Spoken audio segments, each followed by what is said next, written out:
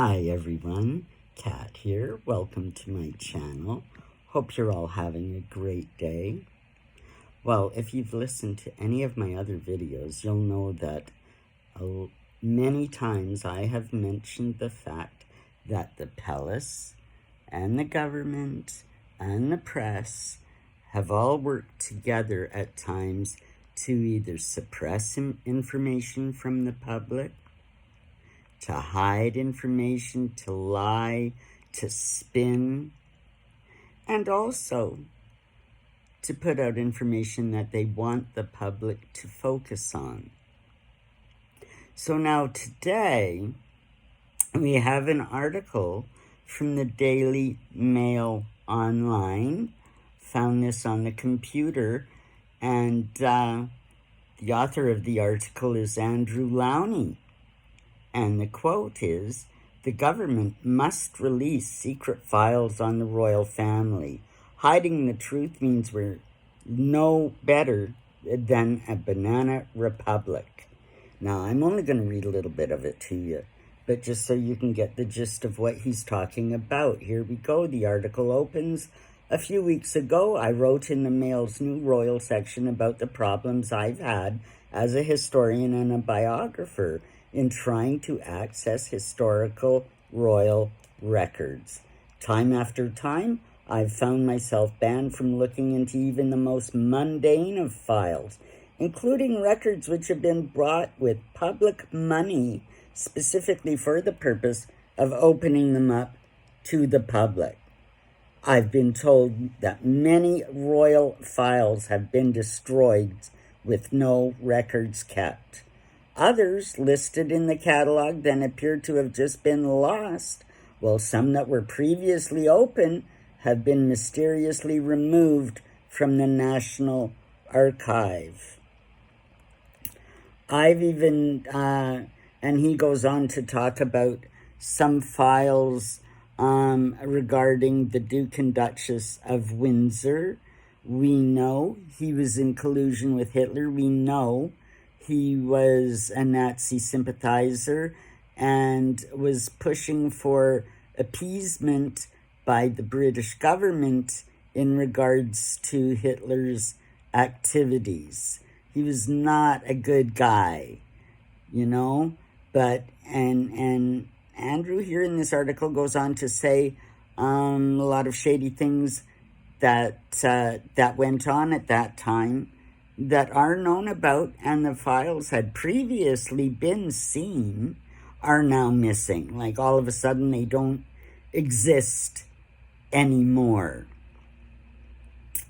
We know at that time that the palace and the government were working very hard not to let the British people know what was going on with the king and Wallis Simpson. In fact, their affair had been going on for 5 years. The British public didn't know. The government knew. The security services knew and were collating vast files on them. You know, the elite and the aristocrats knew, but it was kept quiet. There was articles and photographs published all around the world.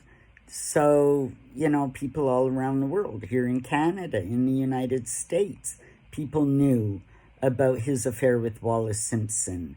It was suppressed, it was kept from the public, and that's just one example of the royal family and the government working together to suppress information to the British public. I've talked about other instances, books I've read regarding certain conspiracy theories surrounding some tragedies in the royal family.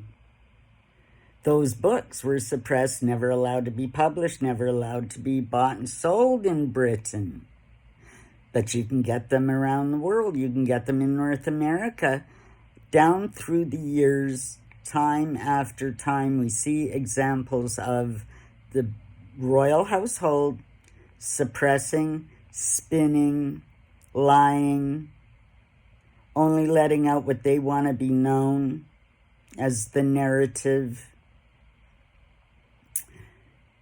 Recently in his books and interviews, Harry has said that the royal family, suppressed information, put out other information, that the palace and the press work together.